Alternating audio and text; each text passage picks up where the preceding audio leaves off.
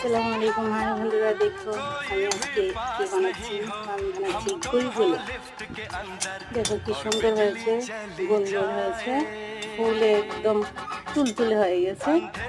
আর আমি এখানে দিয়েছি ময়দা, আটা, সাথে দিয়েছি দুটো ডিম। আপনারা যদি বানান দুটো ডিম সাথে দিয়ে বানালে টেস্টটা অনেক ভালো হবে। দেখো কি সুন্দর হয়েছে, একদম ফুলে তেলে পিঠার মতো তুলতুলে হয়ে গেছে গোলগুলো।